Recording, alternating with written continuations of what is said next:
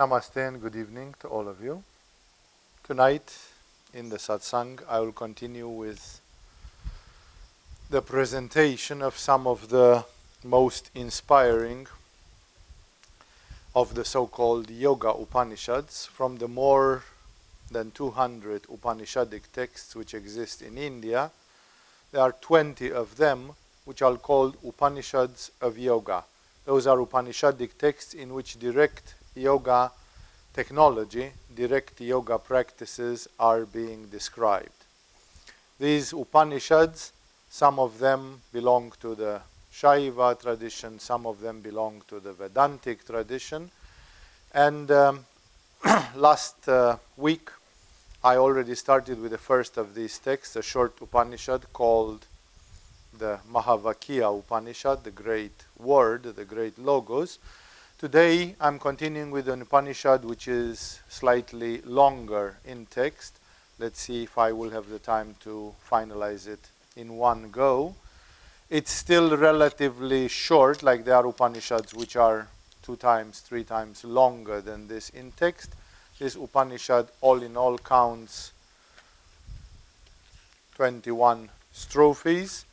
It's true that these strophes are not entirely shlokas in the Sanskrit typical scholarship because they are unequal in length. Some of them are longer, some of them are shorter. So the style of this Upanishad is a little bit more free, grammatically speaking, than the usual style of most of these Sanskrit texts, which are either shlokas or sutras. Today's Upanishad is called Hamsa Upanishad, and that's one of the beautiful double entendre. Actually, in the last Upanishad, those of you who remember, who are here and remember some of the contents of it, the very mantra Hamsa and this concept that the human breath comes in with Ham and goes up with Sa, and this creates a mantra which is Ham Sa, Ham Sa, Ham Sa. Or if you take it the other way around, then it is Sa, Ham, Sa, Ham, Sa, Ham. This mantra is very much mentioned in the Upanishads. It is used in many, many yoga texts. It is used in the Kriya Yoga tradition of Yogananda Paramahamsa and others. And here we already go in the second Upanishadic text, and again we encounter references to the mantra Hamsa. So Hamsa is a very special word because on one hand it represents the sound of a mantra, and in the sounds of the mantra we don't try to find any meaning because the sounds of the mantras are, as some of you know already, onomatopoeic. They are imitations of the sounds of nature. They are subtle sounds produced by different energies as perceived by the human being. But at the same time, and we don't know how this came to be, if it was done on purpose, or if it is one of the phonemic synchronicities, one of the phonemic resonances of Sanskrit. The word Hamsa, simplified, not made exactly of the same letter, like Hamsa, but it doesn't need to have the H in the end. The word Hamsa, made of like 5 letters, 5 phonemes, means also a swan. The bird called the swan. And because of this, and because the mantra Hamsa relates with the liveliness, with the life, with the breath, with the life of the human being, with consciousness, and therefore if you push a little bit, if you stretch the meanings, it can be related with the soul or with the spirit of the human being. Then the spirit of the human being, which is in the general Vedantic tradition, is called Atma or Atman. It can be called Hamsa, like your soul is a swan. Often we see in movies that some symbolic authors show the soul of a human being when the human being dies, like a bird which comes out of the body and flies. So even in art, the soul is represented like a bird sometimes. And therefore, the swan, the word Hamsa being a swan and the swan being a bird, it is being related with life at one end in yoga. At the other level, at the other end, at the symbolic level, it is connected with the soul, with the spirit. And thus, here there are lots of speculations. You are going to see a few of them coming up, not being explained, but just coming up, popping up in the text of this Upanishad. Like, for example, swans are migratory birds. They move from one place to another. And this being a migratory bird, then it gives the opportunity to say that your soul, which is now in your body, is a migratory bird, which means it has migrated in your body from another body, and from your body it will migrate in another body, this being the common denomination, the common description of the phenomenon of transmigration of the soul, called in more down-to-earth environments, instead of metempsychosis or transmigration, being simply called reincarnation. So there are lots of metaphors associated with this swan thing, with this bird thing, and that's why Hamsa Upanishad is the Upanishad of the spirit, is the Upanishad of Atman, is the Upanishad which talks about the immortal soul that can transmigrate from body to body, and it's also the Upanishad of the mantra Hamsa, which is related with the meditation, and which we teach even in the first level in the Prana Uchara, when with the mantra Hamsa, the breath is moving up and down. That's why this name is very full of meanings. It's a double entendre, triple entendre type of name, which covers a lot of meanings. Hamsa Upanishad starts by saying, describing in a very half sentence, the circumstances, and it says, the wise Gautama, approaching the Lord, asked. So it's the dialogue between a sage, between a wise human being and God. How did a human being talk to God? That's not explained here.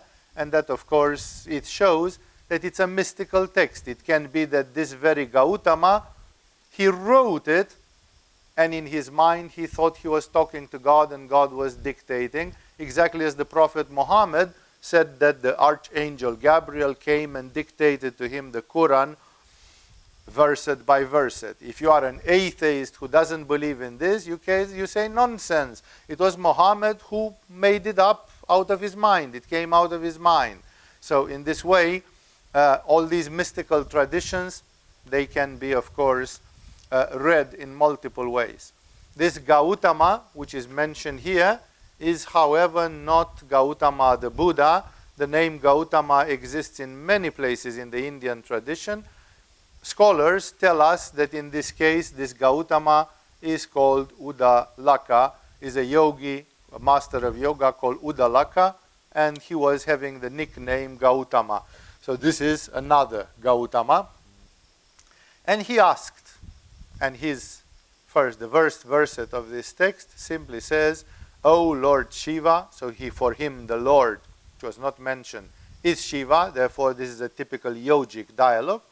And he says, O Lord Shiva, you who know all the laws of the universe.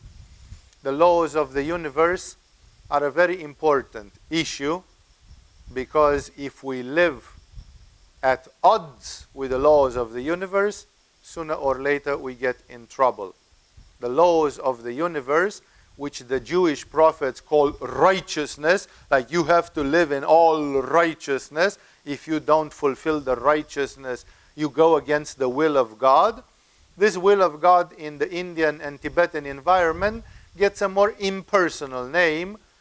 They are the laws of the universe, and it's called dharma. Even a great spiritualist like George Oshava, the founder of macrobiotics, calls it the order of the universe. In your first level papers, handouts, this is mentioned somewhere as the 7 laws of the order of the universe. Like, these are 7 laws, including in one particular law concerning polarity. There is a major law which says that everything is either yin or yang in this universe, and there are laws, 7 laws of yin and yang as they dance with each other, as they interact with each other.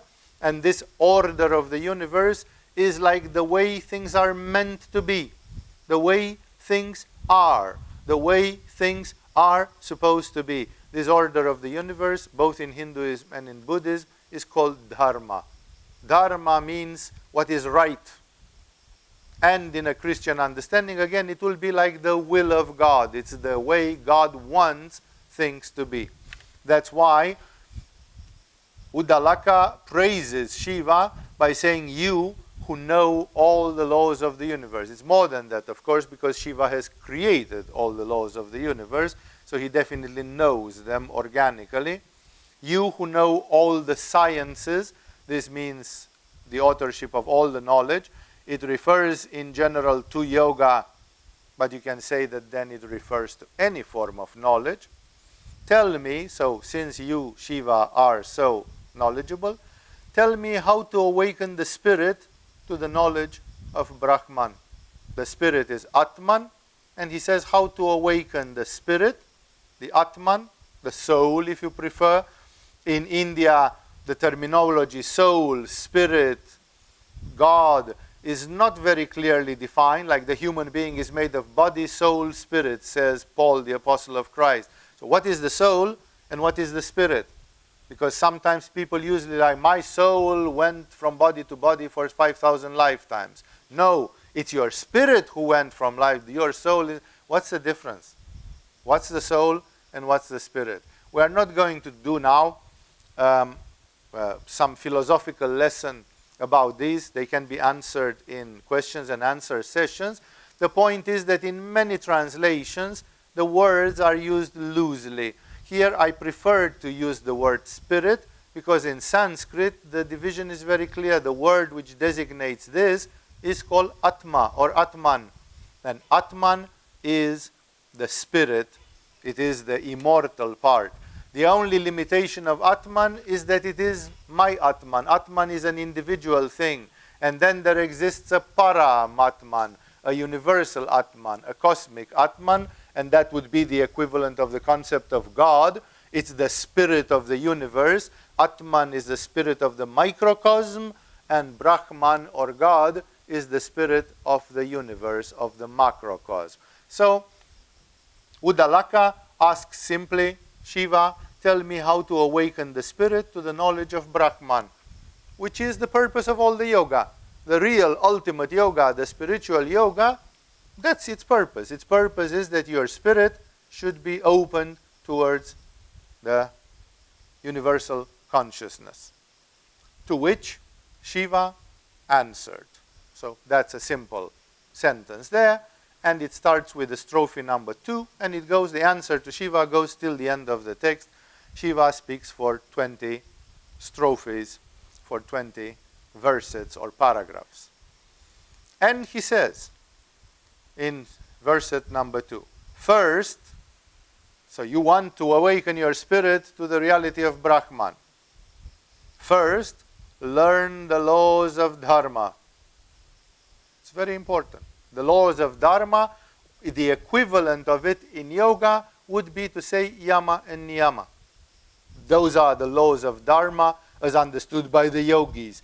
If you live by yama and niyama, then you live according to the laws of Dharma. Those are the laws of Dharma applied in daily life. So Shiva says, first, before you ask me how to awaken your spirit, first learn the laws of Dharma, which means live in harmony. Live according to yama and niyama.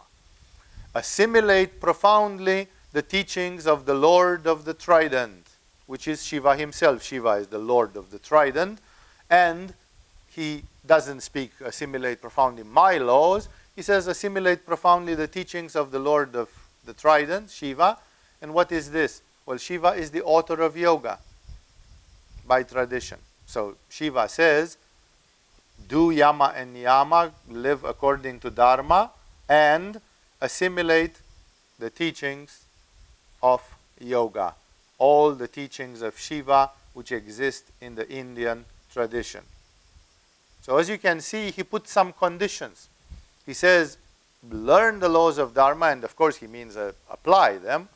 Assimilate profoundly the teachings of yoga, the spirit of yoga, and only afterwards, O Gautama, will I tell you the truth as it was revealed to me by Parvati. So first of all, he puts conditions, and he says, first live in Dharma, live in yoga, and then I will teach you such. Like, this is not a question for people from the street. And the second interesting thing says that this truth has been revealed to me, Shiva, by Parvati. There exists a minor tradition in India by which, while usually Shakti is asking Shiva, "Oh Shiva, teach me this and that," and this tradition is called Agama, there is a tradition which goes the other way around and which is called Nigama. And in the Nigama tradition, Shiva asks of Shakti. That's considered to be a sort of a Shakta tradition, where the image of God is rather feminine, is Shakti, and Shiva pretends to be the disciple who learns from the cosmic mother. Therefore, in this Upanishad, some of the teaching seems to come from a Nigama Indian tradition, from a Shakta Indian tradition, and it contains elements of Kundalini and so on, because Shiva himself says, "I will teach you this precious tradition which has been revealed to me by Parvati." By this, the author says it's coming from the cosmic mother. He says in the paragraph number 3, "This truth is secret and one must not divulge it." These are Upanishads. Usually it is said that yogic texts, tantric texts are very secretive. But look, it's the second text. If you remember the Mahavakya Upanishad, it had one paragraph like this, exactly like this. It said this is a secret teaching and it should not be divulged to all and sundry. It's a very precious doctrine, and ignorant people and so on, they must fulfill some conditions. Always in yoga, it's like, people sometimes say, "Oh, can these yogis be more transparent?" And that's not a thing of yoga. The yogis in their tradition were generally very secretive. It's a psychological thing by which the yogis discovered that some things which are held in secret and practiced in secret produce more effects. And thus, for them, they always shroud themselves in secrecy. Like, they are of the opinion that the teachings can be very abrupt, very powerful. Even today you are going to hear about some teachings which are part of Kundalini Yoga, and definitely the beginners can't do them easily. And therefore they always say this should be done slowly, slowly. Don't be in a rush to just spill the beans, because it's not just about being transparent. Transparency does not play a big role in the teaching of yoga. There will always be something which has to come after something else, and therefore it has to be kept. It has to be withdrawn or held. So he says this truth is secret and one must not divulge it. I reserve it for the perfect adept out of whom yoga makes a vessel. Like yoga resides in you. You are yoga. This metaphor is used in Geranda Samhita. In Geranda Samhita it says your body and your nadis are like a clay pot. And this clay pot, to be able to hold God, has to be first burned. Because if you don't burn a clay pot and put water into it, the water will destroy it, will soften it immediately and run through it. So basically, Geranda Samhita says a human being that has done not 2, 3, 5, 10, 20, 30 years of yoga is not fit to acquire God. God is too much. It will ruin you. Paul, the apostle of Christ, says, after he had his ups and downs, his tribulations, he says, "For henceforth it is not I by Christ, but Christ Jesus that lives in me." Like he says, I went to Rome. I went to Rome because Jesus made me go to Rome. It's not me. Paul doesn't want to go to Rome. But Jesus wants Paul to go to Rome, and that's why Paul is in Rome. Jesus lives in me, like a total surrender to the will of God. This is exactly what he says here in another way. I reserve this teaching, says Shiva, for the perfect adept out of whom yoga makes a vessel. Like Ramakrishna Paramahamsa was called by Romain Rolland, when he wrote his biography, the prince of the yogis. Ramakrishna is like a prince among the yogis. He is the prince of yoga. Yoga made a vessel out of Ramakrishna. Ramakrishna was a carrier of yoga. He was a manifestation of yoga. So did the guru of Yogananda when he called him Yogananda. Paramahamsa Yogananda. This is the one who transmits yoga. So it's like you have to become yoga. Your life has to become yoga. So Shiva says this is for great disciples like that. For out of whom yoga makes a vessel worthy of the most beautiful gems. Gems in the same meaning in which Jesus says, don't throw pearls, don't cast pearls to the swine. Like precious spiritual teachings and truths are compared by Jesus with pearls. And he says if you give pearls to the swine won't be able to appreciate pearls because they don't understand how valuable and how beautiful pearls can be. And then the pigs will trample over those pearls and go against you. So exactly as this, here the text compares the spiritual teachings with gems, with jewels. He says the adept who is made a vessel by yoga and worthy of the most beautiful gems. This truth, about which you speak, it is the true knowledge of the swan or Hamsa, and by it one obtains to be liberated forever. This is the true knowledge of the swan. And it's double entendre again, because it means the true knowledge of the spirit, which resides now in this body. And that's, of course, the knowledge of Atman, know thyself. And at the same time is the knowledge of Hamsa, as of the mantra Hamsa and what it represents. So it's double entendre. And it says simply, by this teaching, one obtains to be liberated forever.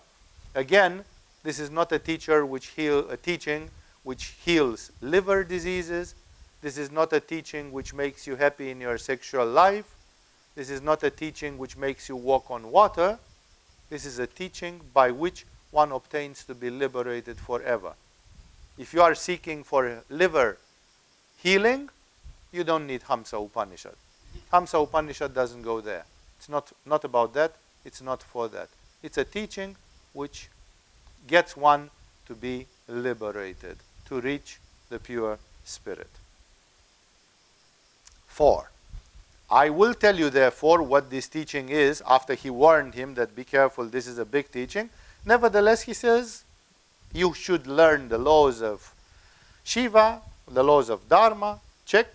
You should have absorbed profoundly the science of yoga, check. You should be made a vessel of yoga, check. You are worthy of gems. Like he knows his disciple, and therefore he simply says the conditions nevertheless, and then he says you qualify. I will tell you therefore what this teaching is and what is the supreme swan. The supreme swan is a very beautiful twist of words, because the words used are Paramahamsa, and Paramahamsa is even a title. Ramakrishna was called Paramahamsa Ramakrishna, and Yogananda was called Paramahamsa Yogananda. And nowadays it is given in India, theoretically, the Indians are not sticking to the regulations very Germanic-like, but theoretically the title Paramahamsa is given to somebody who took the Swami vows, and at the same time it's a person who never had sex with anybody in their life. Like to a man or a woman who is a virgin and reached yoga being a virgin and stayed a virgin till the death. Such a person is supposed to be called Paramahamsa. In the case of the case of Ramakrishna, it was applied later when some of his disciples tried to deny that he did any tantric practice, while the history of Ramakrishna, told by his own mouth, said that sometimes there was a period of his time where he was instructed even in sexual tantra. But like that doesn't matter. If it's sexual tantra, you are still a Paramahamsa, because in a certain way you are like a virgin, because you don't ejaculate, you don't do these things, and so on. So it doesn't matter. So again, that's a word which is stretched, but Paramahamsa also has a beautiful meaning, because if your soul, Atman, if your spirit is Hamsa, then Paramahamsa, means Paramatman. It means the soul of the universe, the spirit of the universe, which is God.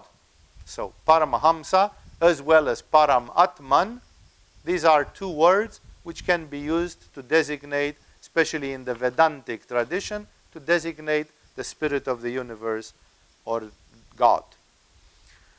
So I will tell you therefore what this teaching is and what is the Supreme Swan, the Paramahamsa. Because you are a disciple that is master of himself and devoted to the spiritual study. These are the excuses which the Guru brings here. He says, I'm giving this to you because you are a disciple that is master of himself. Self-mastery is one of the big conditions. No? Like when you get pissed off, when it's full moon outside, when something is happening, are you still master of yourself? Do you master yourself in any condition? If not, one day you are going to learn the death mantra, and when you'll be out of your mind with insanity, you are going to kill somebody, and then you are going to say, sorry. Then your guru shouldn't have given you the death mantra, because you are not master over yourself. Many things in yoga are conditioned by this. Are you master of yourself in all respects which are visible for the human being? And he says also because you are devoted to the spiritual study. Like you want to reach Brahman, you want to reach Nirvana. This is your life. So because of this, he says, I am okay to give you this teaching. The teaching, and he starts with a blurb, with a resume. The teaching is to meditate again and again upon the swan, which means on the mantra Hamsa, and on your Atman, to meditate on your spiritual nature, ceaselessly repeating Hamsa, Hamsa. So double entendre everywhere. Meditate on the spirit and at the same time use this famous mantra, which as you have learned in the Prana Uchara and as you have learned last week when it's mentioned also by the Mahavakya Upanishad, it means the essence of the Anapana practices from Buddhism, which means awareness of the breath. Only that in India, the awareness of the breath is not just related to nothing, to pure awareness. It is substantiated, it is backed, it is endorsed, it is helped by a mantra, which is very specifically tantric and very specifically Indian. The Indians would often use mantras to sustain an idea. So he simply says, to conclude paragraph number 4, the teaching, roughly speaking, in general, as a blurb, as a resume, is to meditate again and again upon the swan, understand, read, Atman, the Supreme Self, ceaselessly repeating Hamsa, Hamsa. So also by using the mantra Hamsa, obviously associated to the breath, because that's where it's coming from. 5. This migratory swan, so much of a double entendre, it's a swan which migrates, which means it's your soul, your spirit, which goes in your body and out of your body when you finish this life in this body. So this spirit which moves from a body to another, but which at the same time means Atman, it means if it's spirit, then it means the pure consciousness, it means the I am, Hamsa. As I told you already, it's read by some people, Aham, Sa. Aham means I in Sanskrit, and Sa, that. So Aham Sa, I am that. No, I am that, which is a meditation on Atman, and Atman is God, and all that. So this migratory swan enters in all the beings, enters in all the beings. It's like beings are nothing. If there is a being without the Hamsa, that being is a zombie. It's an empty vessel. It's just biologically a body, but it has no spirit, and the spirit is everywhere.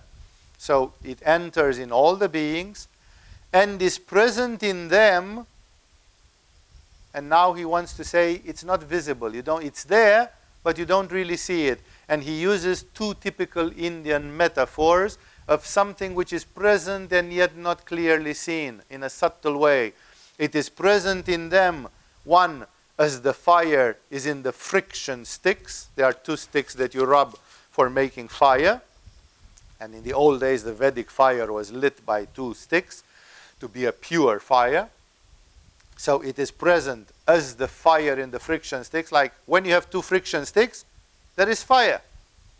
But it is potential, it's hidden, you don't see it. Only when you rub the sticks, the fire comes up, and then you see it. So it's present as the fire in the friction sticks, and as the oil is in the sesame seeds. There is sesame oil, and when you look at the seeds, you don't see it. It's in the seeds, and yet you know it's in the seeds, but you don't see it. In the same way, he says, exactly as you don't see the fire in the sticks, but it's there, potentially, given the right conditions, and exactly as the oil is in the sesame seeds, and you don't see it, but you know it, you can extract it in special conditions, exactly in the same way the spirit exists, potentially, latent, as a background in every human being. So, he says, this migratory swan, this hamsa, this spirit, enters in all the beings and is present in them as the fire is in the friction sticks and as the oil is in the sesame seeds. To know that is to defeat death. That's the definition of immortality.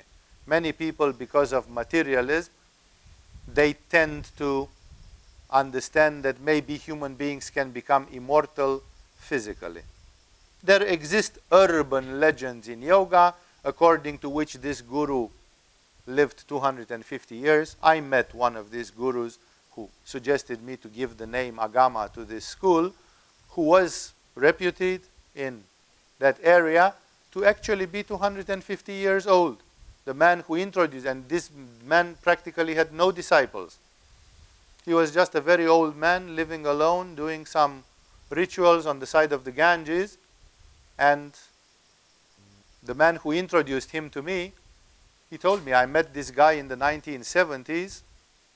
He was Indian, this man.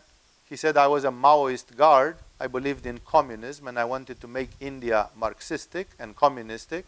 I was wearing a gun on me all the time, like I was a violent person. And one day he got to meet this guru. And as soon as he started talking to this guru, he broke completely. He started crying like a baby because this guru was looking at him like he was looking through glass. Could see through him so easily, and talk to him. And then he said, I asked this guru how old he was. And he told me he was 240 or something at that time. And he said, I am a Marxist.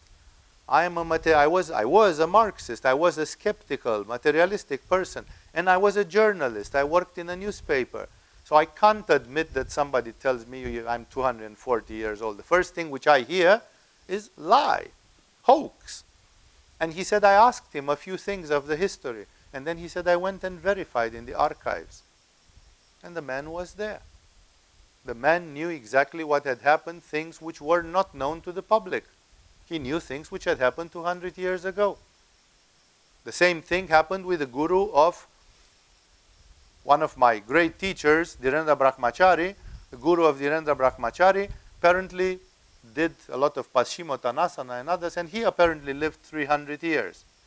And Dhirendra Brahmachari told to me that they had journalists and researchers look at the archives, and they found his name in the archives. Like it was written 150 years ago that this yogi participated at the ceremony given by the king. If it was another yogi who had exactly the same name, but the name continued like this in history. So, again, there are urban legends, we can't demonstrate them. And of course, we read about Yogananda, who says that the guru of his guru, Babaji, is a legendary yogi who lived 2,000 years. And Baird Spalding in the Masters of the East, the Lives of the Masters of the East, he wrote about others whom he allegedly, he refused to name them by the name. It's not verified. If there are yogis who live, who create physical immortality, I'm not saying it's impossible, but they make it in such a way that you don't see it. like Milarepa has died, Ramakrishna has died, Mahananda Mai has died, Mirabai and Abhinavagupta have died. Abhinavagupta at least has disappeared. We don't know if he has died. No? And the list could continue like this. And therefore, this is always when they talk in the yoga texts about immortality, they would say, although Jesus died, and all those Rumi died, and all those Ramakrishna died, they have reached immortality. What is immortality? Immortality is a condition where you can have complete continuity of spirit. That simply says you, theoretically, are immortal. Or let's rephrase it. Inside you, there is an immortal spirit called Atman or Hamsa. But you are still afraid of death. Most people are, as much as they may brag that they are not. And not only that, but you don't remember the continuity of your spirit. Where were you 100 years ago? Precisely. Nobody remembers. If you remember, then you have continuity of the spirit. That simply says all of us, when we fall asleep or when we die, our consciousness cuts. And then we may go in a new body, then that's a new consciousness. It's like you get a blank hard drive and you start writing on it. But the memories from before, they are sealed, they are locked.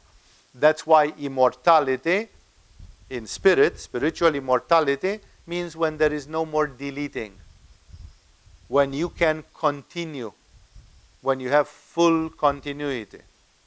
This full continuity is called enlightenment, it's called spiritual liberation, and it is therefore referred to here. And that's why he says to know that is to defeat death. Death can stop your body from existing, but is not stopping you from experiencing continuously. People are always try to think, and especially those of you who have lived for a number of years in this body in which you are now, how much experience you have now compared to when you were 15 or 20 years old. And you often think, if when I was 15 or 20 years old I had this knowledge, oh my God, what would I have done with this knowledge? So of course, living long and keeping continuity will empower you to do amazing things. But every 80 years or so, your consciousness, your continuity is cut. And then if you go into a new body, it may be the same immortal spirit, which is sleeping, but your experience starts from zero again.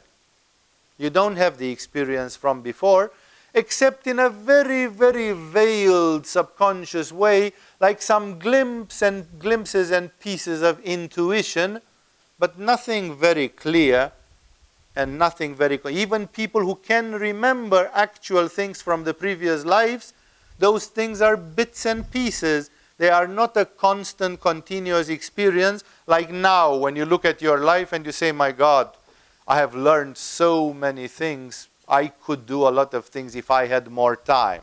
And thus, he says it here metaphorically, to know that is to defeat death. That is spiritual immortality, basically. I'm not saying that there are no stories about physical immortality, but those belong to a totally different order, and they are not mentioned in this text. It's not about that. And now he gives a method, which I'm not teaching to you. You will be having difficulties in applying it unless you've done plenty of yoga. This is a method for those of you who did or who do the Kundalini yoga practices in Agama.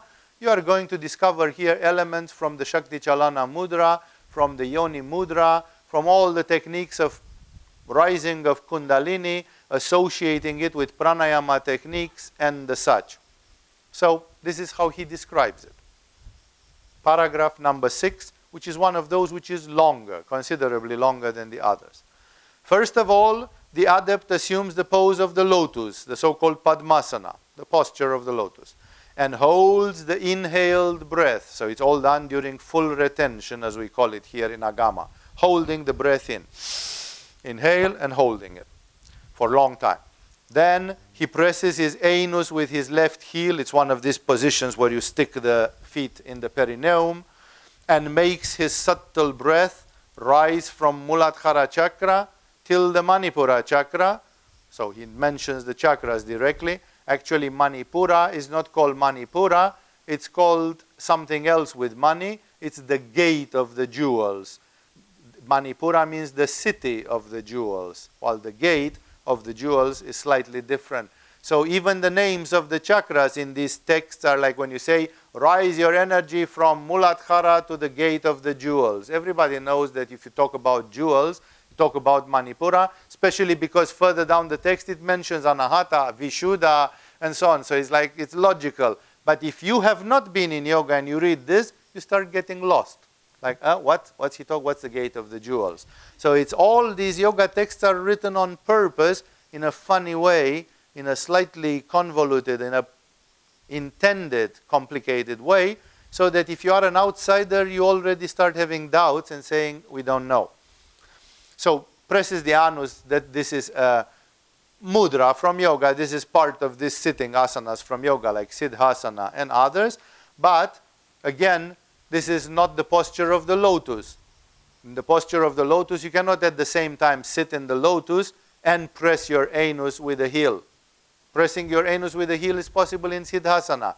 So obviously, he either calls Siddhasana Padmasana, which would be frequent in India, that he mixes up the name of some cross-legged asanas, or he mixes it up on purpose to create further confusion. The people who do these mudras in yoga, they know how you do it, and they don't need to bother too much about such details. And he makes his subtle breath. Actually, in the text, the word subtle is added by me, because in the text he says he makes his breath.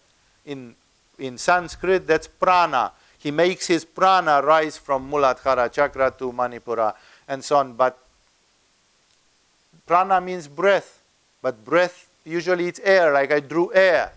Actually, I drew air and prana. And the people who don't know pranayama, who haven't learned the secrets of pranayama, are again at a loss, because they say, why do these people say you breathe in and you take the breath down in your root chakra? But the breath can never go in the root chakra, because the oxygen, the air, cannot go lower than the diaphragm muscle. It stays in the lungs. What are you talking about? It's not logical. It's like it's mystical. It's convoluted. It's not. It refers to the energy, but the yogis mix the air and the energy constantly. Now they speak about the air, now they speak about the prana, and if you don't know which is which, then you get again confused. So he says, and makes his subtle breath rise from Muladhara chakra till the Manipura chakra. Well, some of you today managed to do that, and it's a victory for you, by doing, let's say, 25 Uddiyana Bandhas. And until you learn 25 Uddiyana Bandhas, you had panic attacks, you are stuck in Muladhara chakra, you are unable to sublime the energy, and just Uddiyana Bandha is like, whoa, paradise, it saves the day. Whenever I get stuck in my lower chakras, I just stand up and do 100 Uddiyana Bandhas, and then I'm straight as the rain. This, he mentions it here like it's peanuts. He says, oh yeah, and then you sit in this position, and then you rise your subtle breath, your prana, from Muladhara chakra till the Manipura. 90% of the beginners will say, what? How? Because the beginners, their subtle breath doesn't listen to their will. Or maybe you should do Uddiyana Bandha. But he doesn't say. In the beginning he said you do it as you hold your breath in. So it's something which, so here I hold the breath in, and now I rise my subtle breath from Muladhara to Manipura. Only people who did at least 6 months, 1 year of yoga can do that. Takes practice. So he's not talking to the beginner. Here he talks and he speaks about the rising of Kundalini. And then he makes it more funny, more convoluted, to see what a twisted way of thinking. He says, makes the subtle breath rise from Muladhara to Manipura, but not without having it swirled around his Svadhisthana 3 times. Like, well, between Muladhara and Manipura, you have Svadhisthana. You're not going to miss that. So it goes from Muladhara, it goes in Svadhisthana, and there he uses a hilarious metaphor which makes you laugh, that he swirls it around Svadhisthana 3 times, and then further up to Manipura.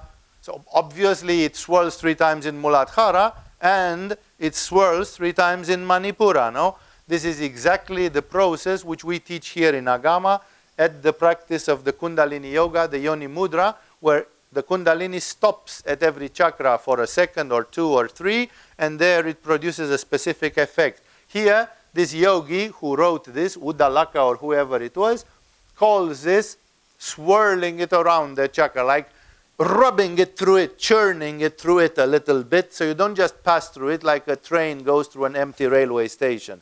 The energy is not just going through Svadhisthana. It goes to Svadhisthana and says, hello Svadhisthana, and then it goes to Manipura, and then it says, hello Manipura, and it goes to Anahata, and it says, hi Anahata, and it goes, in every chakra it does something, it like produces an effect, it stops there. So, but not without having it swirled around his Svadhisthana 3 times. From there, Manipura, because that's where he had reached, Svadhisthana was in between. From there, the subtle breath rises until Anahata. As you can see, this text mentions also the chakras as in the classical yoga tradition. There are people who say, oh, the chakras are very weird. And no, there is a tradition. And even an Upanishad is kind of taking it for granted.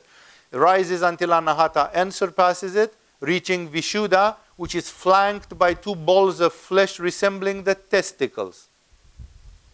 He says, your Vishuddha chakra, doesn't say it's in the throat, but it says it has something like 2 testicles around it. Either that means the thyroid and the parathyroid, which are back and forth of the Vishuddha chakra, or he means the tonsils in the throat here. He alludes to something which recalls that we're talking about the area of the throat. The comparison is hilarious, rude, perhaps unnecessarily rude, because you rise to Anahata and then you rise to Vishuddha, which is flanked by 2 balls of flesh which resembles with the testicles. Like, okay, couldn't we have had a more refined comparison than this one? You know, it's like, did we need to recall the testicles? It's like, why not? You know, it's like, it's a human body. We are simple-minded yogis and we're just making lots of stories, you know. So it rises to Vishuddha. What do you remember about Vishuddha? That it's flanked about 2 balls of flesh. You know, it's like, okay, if you want to put it like this, sure. Holding still the breath, so it continues in the same breath hold. The adept leads on the inspired air. The inspired air, he literally says the inspired air, but he doesn't lead the air. He leads the prana. So again, the text is always written in this dubious language. He leads the air until Ajna chakra and the Brahmarandra. He doesn't call it Sahasrara because it's not a chakra. In the classical yoga, there are 6 chakras and then there is the domain of the crown. And from the domain of the crown, he simply says Brahmarandra. Brahmarandra is the place where Sahasrara physically touches the human body at the latest, at the highest point. Brahmarandra is the aperture of Brahma on the very top of the head. And basically he means Sahasrara, but he says Brahmarandra. So it's a retention where you go Muladhara, Svadhisthana, Manipura, Anahata, the 2 balls of Vishuddha, Ajna, Brahmarandra, Sahasrara. That's a Yoni Mudra. That's a Shakti Chalana done gradually, slowly. And he concludes this verse by saying, meditating thus, if he holds the breath and does one such rising, he finally realizes that he is the triadic spirit, Sat Chitananda, beyond any form. He is the triadic spirit. The triadic spirit is the nature of God, who is in India presented as 3, Sat, Chit, Ananda. Sat, pure existence, Chit, pure consciousness, and Ananda, pure bliss, pure ecstasy. Sat, Chit, Ananda, existence, consciousness, and bliss are the 3 names, the triadic name of God, as I showed in the Kashmiri Shaivism workshop and many others. This is a typical triadic structure in India. And he says, if you meditate like this, rising it to Sahasrara, the one who does this well realizes that he is the triadic spirit Satchitananda, that he is God beyond any form. That's just one epithet. That spirit is beyond forms, which is, of course, obvious. This is the supreme swan. So he gave a lesson which is of Kundalini Yoga, but again, this technique, I did not teach it to you tonight. I just mentioned it. You are going to be taught in Agama techniques which are corresponding to this, which come from the classical Kundalini Yoga, and there you will see exactly the modalities of doing it. And he says in 7, this is the supreme swan, Satchitananda, this triadic nature that one realizes that one is. This is what is called the supreme swan, Paramahamsa, otherwise said Paramatman, or otherwise said God, the cosmic consciousness. This is the supreme swan, shining with the light of 10 million suns and pervading all things. A visual simile, the people who perceive God as light perceive God as an inextinguishable perfect light, which the Kashmirians have called Prakasha, which the Christians have called the light of God, or the light of light, the light beyond light, the uncreated light, which is a light which is described in many yogic texts like the light of 10 million suns. Like dazzling, amazing, more shining than any shining that you can imagine, the shining of the shining. But again, it's not a light which manifests as heat, as Manipura, as fire. It's a purely spiritual light. It's a light of the light behind the light. So it's a simile that universal spirit is like a shining 10 million suns pervading all things. And in the shloka number 8, he makes a very strange transition by which he alludes to the effect which comes after. Like first he described the rising from Muladhara to Sahasrara. And then he says a very beautiful thing in number 8. Residing henceforth in the lotus of the heart, but he doesn't call it Anahata. He calls it the lotus of the Hrid, the heart, the Hrid Padma. So he means something slightly different, as you will see. He finds there 8 incitations corresponding to the 8 petals. He speaks about a lotus with 8 petals. But Anahata chakra is a chakra that have 12 spokes or 12 petals. So we are not talking about Anahata chakra. And those of you who studied the yoga asana practice in level 4, classically, sometimes taught in 3 or 5, depending on different systems of teaching that we have here, the yoga asana, there you have had a lecture, a quite solid lecture, about Jivatman, the individual self. And you have heard that the yogis speak about a chakra called Hrid chakra as separate from Anahata, like it is a sort of a secondary chakra of Anahata chakra, which is placed slightly lower than Anahata chakra. Now you can hear, we say it in the texts, but in this Upanishad you can see the reference that this Hrid chakra has 8 petals. Most of the lotuses in the yantras of India, they have 8 petals, which shows that this is in the human heart. So now he is describing something about Hrid chakra, which is the place where is the soul. The place where you are as an individual and a soul. Your Atman goes to Sahasrara and there unites with Paramatman and it becomes one. So then you are located halfway between the earth and the heaven. And this is a statement which we see often in the yogic traditions. And this is illustrated no less than by Jesus himself, who is supposed to be the Son of God, an avatara, an incarnation of God, a totally perfect divine model.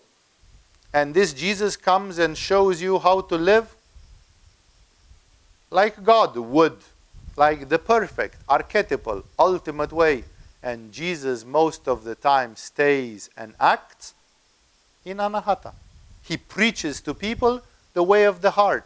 We can even say that he stays and acts in Hrid, in Hridaya. as the place of the heart. Why is that?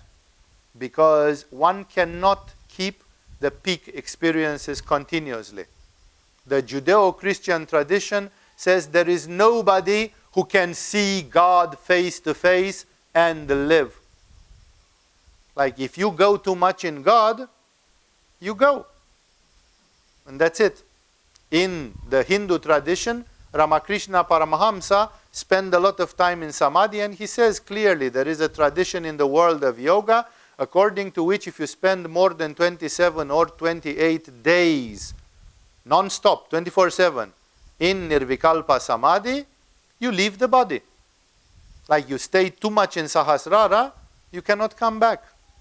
Not that it's a tragedy, because it isn't. But that's the law of the universe. And that's why if you are in the lower chakras in the daily life, and then suddenly you make some yoga and rise your kundalini, and you go woo in Sahasrara, and you stay there 1 hour, 2 hours, whatever long your ecstasy will last, for the normal person who stays in this world, there will be a time when that is coming down. And when it's coming down, and you have been in Muladhara and in Sahasrara, where do you stay for the rest of the day? In between them, in the middle of them. It's like a seesaw. You find the midpoint. And the midpoint between Muladhara and Sahasrara is Anahata, or actually in this case, Hrid. You stay. That's why the heart chakra and Hrid, they have a privileged position, because it's like the midpoint of your being. Some yogis even say that that's the wishful thinking, and it's chakra-wise, it is the midpoint of your being, but actually if you put a human being like this, mechanically, and you want to find its midpoint, the midpoint is not in Anahata. The midpoint is between Svadhisthana and Manipura, where the Chinese say that there is the Dantian, in what the yogis call Kanda. That's where the gravitational midpoint is. So the human beings go between Svadhisthana and Manipura. That's where almost everybody is. To say that my midpoint is in Anahata, you have to be like Ramakrishna. You have to move, like you have to go much, much higher than you have to get out of your pelvis and out of your lower chakras, and to live more in the higher chakras so that you move the balance. But for a person like Jesus, the midpoint is the heart. And that's why many, many spiritual teachings, they say when you don't do some Kundalini Yoga mudra, you stay in Anahata. The midpoint of the mystical person is somewhere in Anahata, which is a very important criterion. It doesn't apply for everybody, because, for example, the midpoint in Zen meditation is often considered to be the Hara, which is even lower than Manipura, exactly there. And then you consider, I go to Manipura, and my higher point is what? Ajna, or sometimes Sahasrara, or what? Why is Manipura then the midpoint? In India, being a country inclined to Bhakti Yoga, as well as in the Christian mysticism and others, the midpoint is desired to be Anahata, which is a little bit unrealistic. Anahata is like the kingdom of heaven, is like the world to be. It's like the dream of Jesus, that there will come a day when the lion will lie together with the lamb and there will be no more killing. The time or the planet of Anahata Chakra, of ahimsa, of love, of kindliness, of compassion, of all the good things. Therefore, it's a bit utopian, it's a bit idealistic, and that's why people who live in Anahata, they are a little bit too high. Like normal people consider them saints. Normal people consider them like, whoa, this person is slightly utopian and unrealistic. Walks 10 centimeters above the ground and think we should all love each other. But hey, you look around and that's not what's happening, right? So there is something very idealistic about this. And he says, residing henceforth, like after he has gone to Sahasrara and discovered Paramahamsa, he changes register and he says, residing henceforth in the lotus of the heart, like once you've done this trip, your midpoint has become the heart. he finds there 8 incitations corresponding to the 8 petals. He says it's a lotus with 8 petals, which is not anahata, therefore it's hrid, and he even gives the qualities of those. In other yogic texts, these are given even more precisely than this. Here they are given metaphorically, and because this is an advanced teaching which connects with the typologies of the Enneagram and with other practices that concern Hrid chakra, which are quite secret in yoga, I'm not going to use the satsang which is made for the world at large to start describing now all the details of the Hrid chakra, because it's not appropriate to go as deep as that in one of the forms of knowledge of yoga which is kept quite secret. Like this thing which you hear now, here, is a knowledge which you won't find except in 2-3 traditional texts of yoga, and those are quite discreetly present in yoga, and that's why you are going to see that this is already opening your eyes and giving you some knowledge. So he sends corresponding to the 8 petals. Now there is a thing, these 8 petals are archetypal in India, and because they are 8, they are like 8 directions of the space. Like on a table, you can put what the sailors call the rows of the winds. North, south, east, west, and northeast, northwest, southeast, southwest. The 8 directions, this symbol is also kept by the Sufis. The Sufis have a 8-pointed star, which is a symbol of their devotional practice, which goes to Hrid chakra, and which is about the soul again. So, and therefore, when he describes them, he uses metaphoric and geometrical description, which is very powerful. He says, the oriental petal inclined to pious actions. What's the oriental petal? If this would be a rose of the winds, any one of you would be able to tell me what's the oriental petal. It's the east. It's this one. The one which is like at 3 o'clock on a clock dial. That's the oriental petal. The petal of the east, as it is. So he basically says, in Hrid chakra, the thing which goes east, which if you imagine the Hrid chakra here, it would be this petal. So he says the petal which basically goes towards the left side of the body at 3 o'clock position. The oriental petal inclined to pious actions. Like when you have this petal activated, the human being is tempted to do things which are pious. Like go to a temple, to a church, every time you see a temple, give a salutation or make the sign of the cross or prostrate or do something. That's the person who is inclined to pious actions. In yoga, we say that if you are a very pious person, you probably have this spoke of Hrid chakra activated. It's as simple as that. And you are going to think that it's all honey and milk, but it is not. Because the human soul is a strange mixture of light and darkness. And other petals are not as nice as this. He then says the petal of Agni. And then here it starts being mysterious.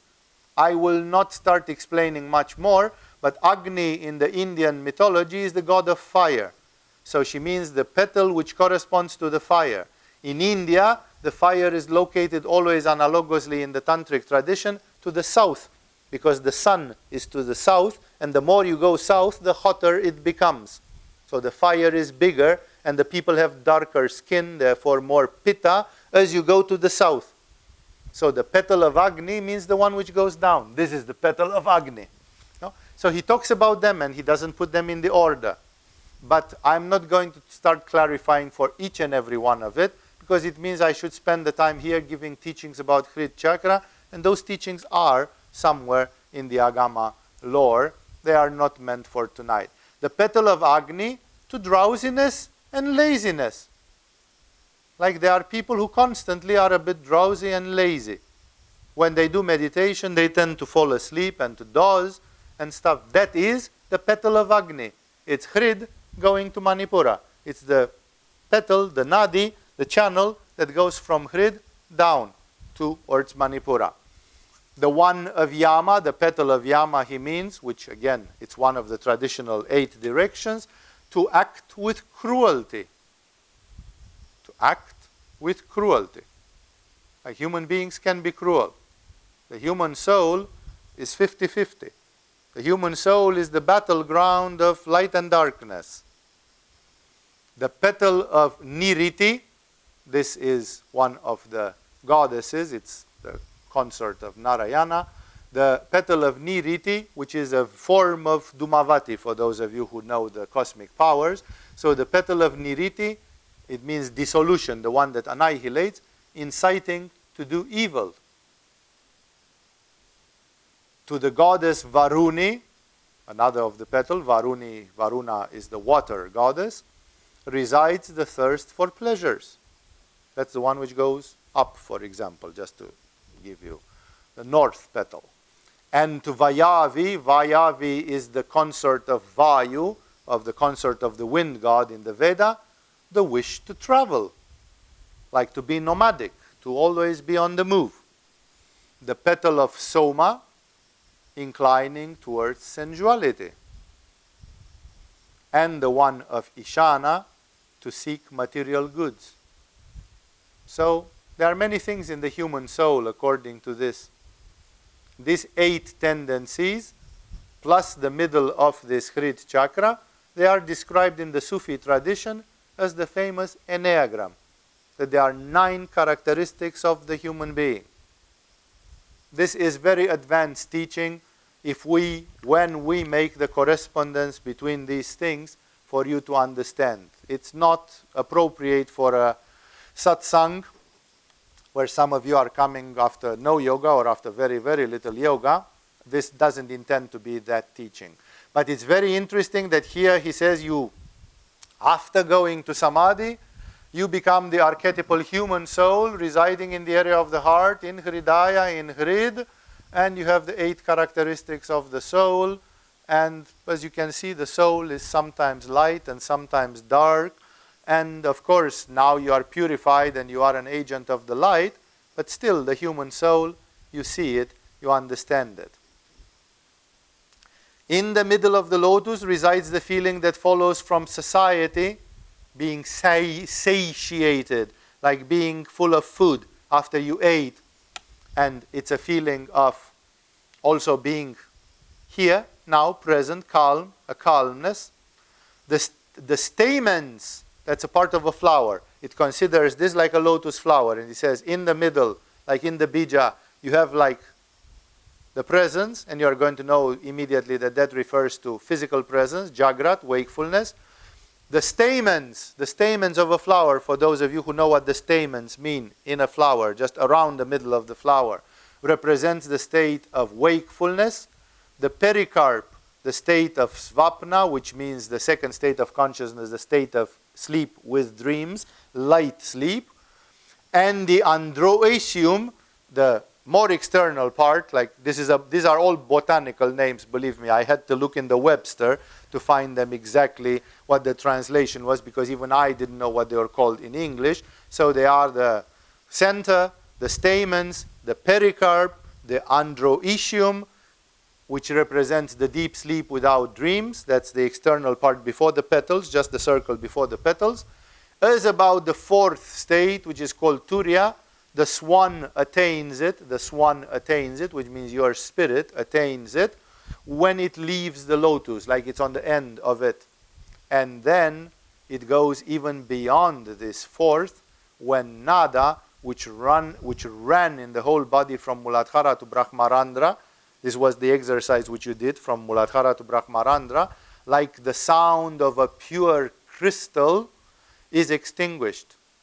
Now he goes further. He combines Kundalini with nada, with the sound of a pure crystal. What a beautiful analogy for people who do Laya Yoga and who like auditory practices in yoga, that the nada is compared with the sound of a pure crystal. It's a vibration of Kundalini that you are humming with energy. Zzz, and this humming is like a pure crystal. It's ping. It's a very pure, delicate sound. And when this is extinguished, like it calms down. So when this hum from Kundalini goes, then one is running to the nada, and this nada can lead you even before the 4th state. I'm going to come back to those in a second. It has been said of this nada that it is Brahman, the Supreme Spirit. So basically here, he describes rising of Kundalini and Parama Atman, Paramahamsa. He describes residing in the lotus of the heart, and he even gives the petals of the lotus of the heart according to their directions, and basically, and tells what you acquire from it. And then he says that in this lotus of the heart, in the middle, you have wakefulness, and then you have sleep with dreams, and then you have sleep without dreams, and then you have the fourth state, which means when you fall asleep, it's like imagine that something in your Hrid chakra, it blooms, like it goes like.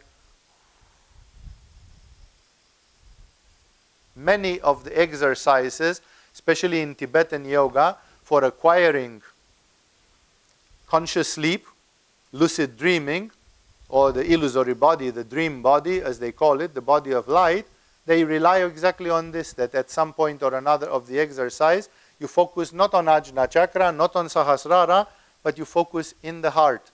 Something happens here.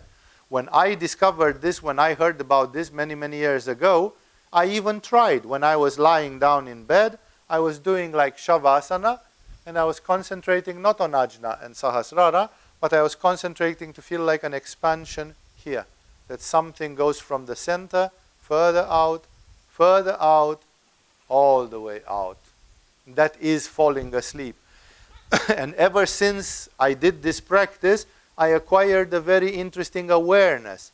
Because the first times when I did it, I realized that every time when I was falling asleep, there was like a fire coming in my body, and I actually felt even very physically hot. Until today, I cannot fall asleep in a room which is too hot. It's impossible for me, because it's like I already catch fire when I fall asleep, because that's an astral projection. And the energy is going into the fire body, into the third body, which corresponds to Manipura chakra, and is therefore the more fiery body, the astral body.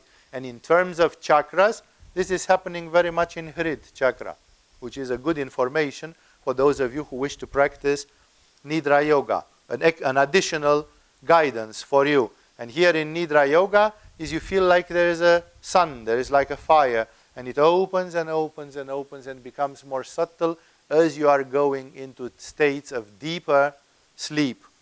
And that's why he speaks about the spokes of it, and he then passes directly to the falling asleep. And then he says the fourth state is attained when it leaves the lotus, like when it goes outside here. That's when it leaves the lotus, like it goes, it's in the center, out, more out, all the way out. And then it says it leaves the fourth when it attains, when the energy, or this awareness leaves the lotus. And then it goes even beyond of this fourth, which is very revolutionary in yoga, because it basically tells you, it tells us, that there does exist a fourth state of consciousness. And a fifth one, beyond the fourth, which is, in classical yoga, the fourth is the last. And it's called Turiya, which means fourth in Sanskrit, and it corresponds to the void, Shunyata, from Buddhism, and it corresponds to the Nirvikalpa Samadhi from the Yoga Sutra of Patanjali. But many texts of yoga, including this Upanishadic text, gently, they tell us there is a fifth.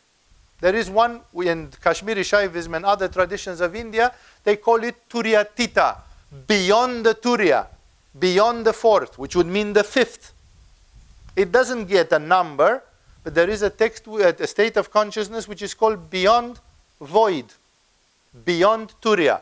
And that state of consciousness is alluded here, and this author, he knows about it, which is very seldom, very rare in yoga. And he says it goes even beyond of this fourth, when nada, which is here equated with kundalini, because he says this nada, which is a sound, which ran in the whole body from Muladhara to Brahmarandra, so it's nada kundalini, it's kundalini as zzz, as sound, as mantra, like the sound of a pure crystal, is extinguished.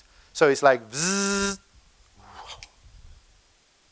and then when it is extinguished, it's beyond the fourth, which is Turiyatita.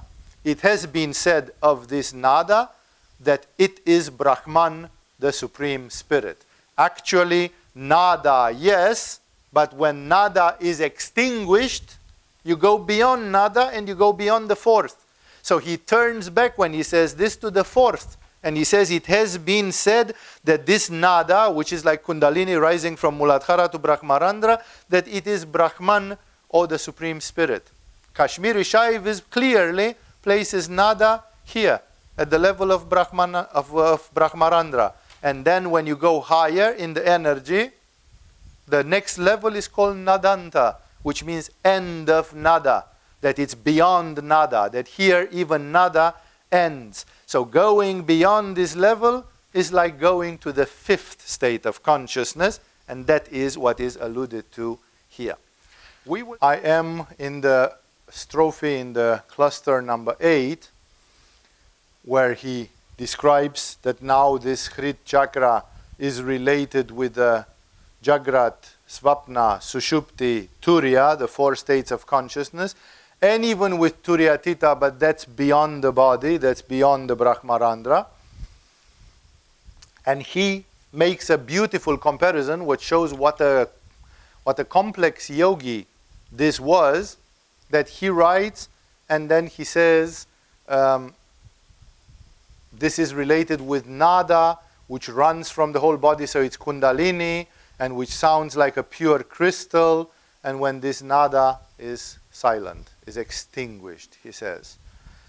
And it has been said of this nada, up to here, that it is Brahman, the Supreme Spirit.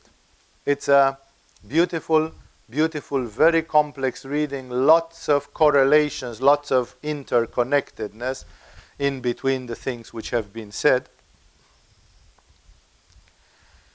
And then he continues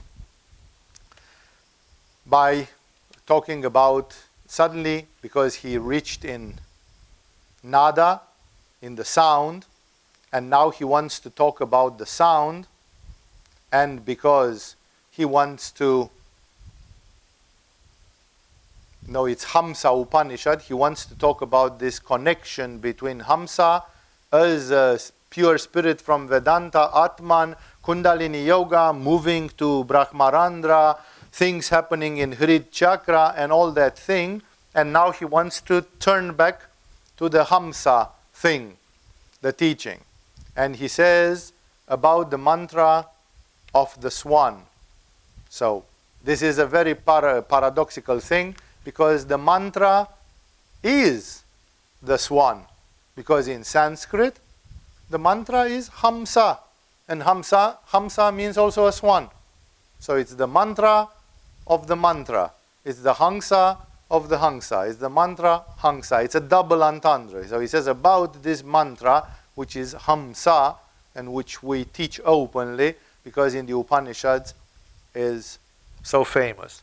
He says the Rishi is the swan itself. In India, when they talk about mantras, the correct mantra shastra is that every mantra has a Rishi, a meter, and a bija, and the Shakti, and other things. But the main 3 things are the Rishi, the meter, and the bija. The Rishi means, who is the Rishi? Rishis are sages of antiquity, ancient sages, the founders of the Vedic and Vedantic tradition. And there are the 7 Rishis and a few others. And these Rishis are the ones who revealed many, many, many, many things at the beginning of Hinduism. In immemorial times, this is beyond history. We don't know when exactly. Before the times of Rama and Ramayana, the Rishis were there. So the Rishis are ancient, and some of the Rishis are very well known, like Kapila and others. They are famous, Agastya, and there are a few very well known Rishis. And usually the mantras are said, the Rishi of the mantra is this, which means who revealed it. Because the mantras are not coming from Tom, Dick, and Harry. They come from the Rishis. These are revelations which come from very authentic, powerful masters. Not if you have a mantra which comes from Tom, Dick, and Harry, you can scratch your head and say, what if it's not right? You have the right to do that, So it's like, what's the Rishi of the mantra? And here he says the Rishi is the swan itself.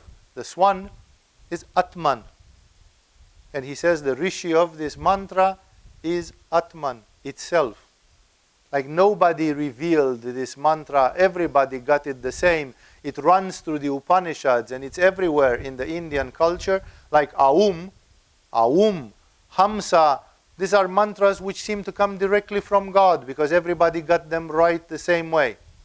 And that's why he says the Rishi of the mantra Hamsa is the Swan itself. It's the Atman itself. This is revealed by the Supreme Self from within, that you are breathing Hamsa, Hamsa, Hamsa.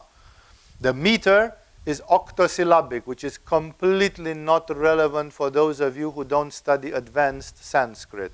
It is relevant when the mantras are long, but the mantra Hamsa is 2 syllables, so it's really, really short. So when you have Om Bhurbhuva Svaha Tat Savitur Varenyam Bargo Devasya Dhimahi and so on, you find out that the Gayatri mantra has a meter. And that meter, if you'd follow it correctly, it makes that it can be chanted only in certain ways. Of course, the hippies today are chanting Gayatri in 25,000 different times because it fits with some fancy melodies. But the fact that you can split the mantra between Dimahi, Diyoyo, Naha, Prachodayate, this is not permitted in Sanskrit. It has to be, there is a certain verse, exactly like you say, ta da da da da da da, ta da da da da da da. No, you have to split it after ta da da, not after, like you have to split it in certain ways according to the meter of the mantra. This is called euphonics, and it's very rarely that some people study this. Only advanced Sanskritological studies study euphonics, and they tell you this, that you can analyze a mantra according to its meter and all that. In the case of the Hamsa mantra, it's of no relevance because the Hamsa mantra has 2 syllables and that's all there is to it. So of course you can mention the meter, but that's more a scholarly thing. It has no other relevance. The target, like where does this mantra go? What's the target? Like the target of the Kali mantra is Kali herself. If you repeat the Kali mantra, you unite with Kali. What's the target of the Hamsa mantra? The target of the mantra is the Supreme Swan, Parama Hamsa, which means Paramatman, which means the Supreme Self of the universe, which means God. So Hamsa is defined in the Hamsa Upanishad as a mantra that leads to God. That's why it is perfectly legitimate that, for example, in the Kriya Yoga of Patanjali, they do meditation with Hamsa, Hamsa, Hamsa. As we advise auditory people to do it in Agama with the Prana Uchara. This mantra Hamsa is very old, very famous, very acknowledged, very recognized in yoga, and it doesn't come from epigones in the 19th or 20th century.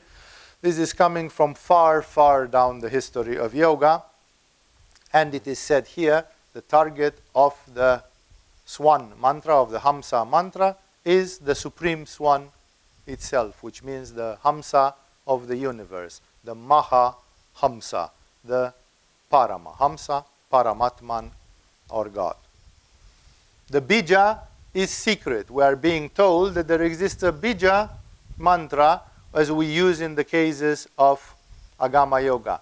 The Bija is not given. It is reserved to secret teachings. It exists, but it is a Bija which is not given. The Shakti is the Swan itself. The Shakti. Like by what power does the mantra Hamsa work? By the power of the Swan itself. Like the Swan is the breath, is Hamsa, is the original prana. So the Shakti of this mantra is the spirit itself. The spirit produces, is endowed with this mantra. That's why the mantra Hamsa is the mantra of the Jivatman, is the mantra of the spirit itself, is the mantra which corresponds to Hrid chakra and all that. And the steel point, like in an arrow, the arrow has a point. The steel point of the arrow, the tip, is to think, I am He. So not only that you say Hamsa, Hamsa, Hamsa, but you give a meaning to this Hamsa, Hamsa by saying, I am Brahman, I am He, I am that, I am God. Depending how you formulate it. Again, in Sanskrit is Aham Saha, I am that, or I am He. This was the verse number 10, which says about the mantra of the swan. And it shows you how special this mantra Hamsa is. It's a very, very exceptional mantra. And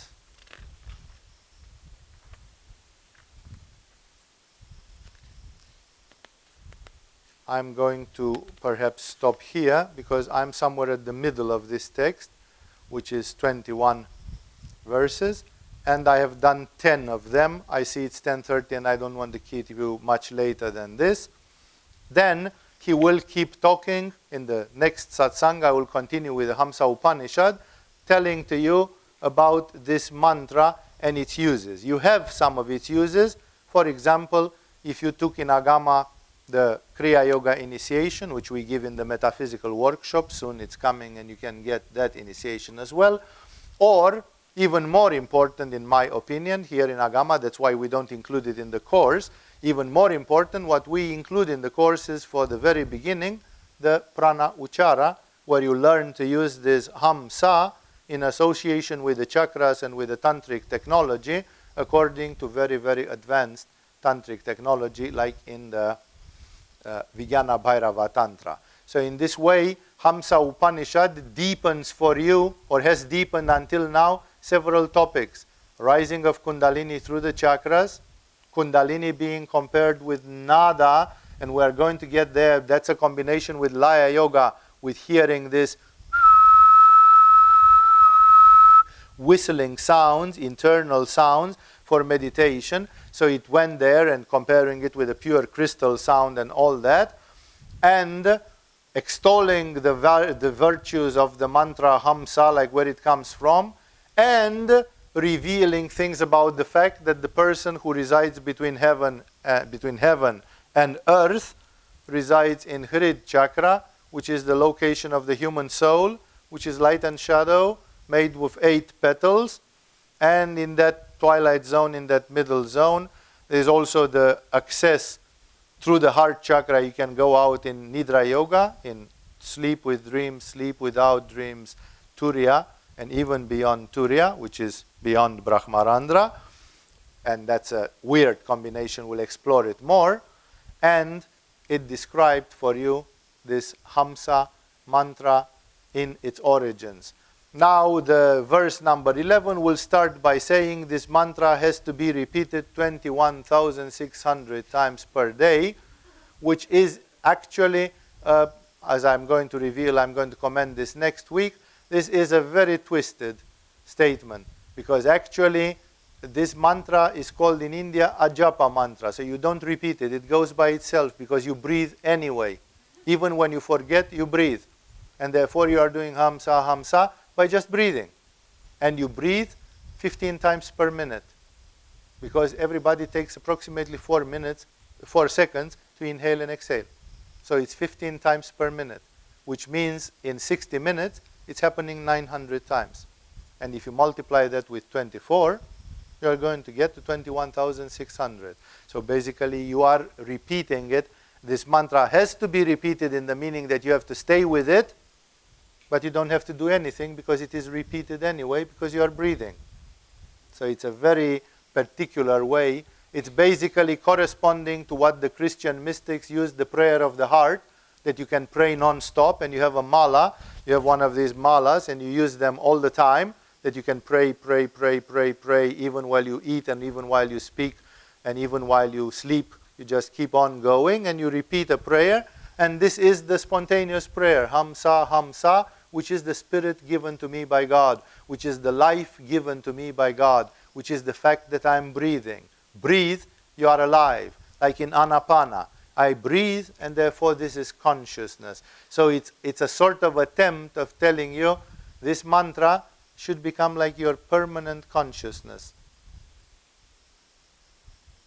Paul, the apostle of Christ, writes in a letter, and therefore we are surrounded by evil, this and that, and therefore he says you should pray ceaselessly so that you...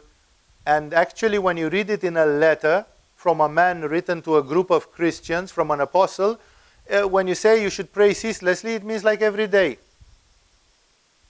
But the great saints of Christianity have said there is a double entendre. If you read it like a layman, praying ceaselessly, it means pray all day, pray all the time. But if you take it as a mystic, pray ceaselessly means pray 24/7. So pray ceaselessly means learn to have a prayer or something which goes 24/7. In Hesychast Christianity, that is the prayer of the heart. That you repeat one of the formulas, they are more advanced and more simple formulas, and you repeat it even when you dream. Even in your sleep, you find yourself repeating the prayer of the heart to Jesus. In this Upanishad, basically it goes there, and it says that could be very well one of these permanent prayers. Your spinning wheel inside your head can be hamsa, hamsa, hamsa, hamsa, because you are breathing anyway. Even when you dream, you still breathe. And therefore the prayer of the breath continues non-stop. And the breath is I am He, and the breath is the life, the Shakti in your being, and it's the consciousness and all that. We'll continue with this, therefore, on the syllable, on the shloka or strophe number 11, where he describes further practices. As time has shown, this Upanishad is too loaded with meanings and too full of teachings to be analyzed in one go. So next time, part 2, and I'll see how long time it takes. With this, we have finished for tonight. Thank you for joining the satsang. And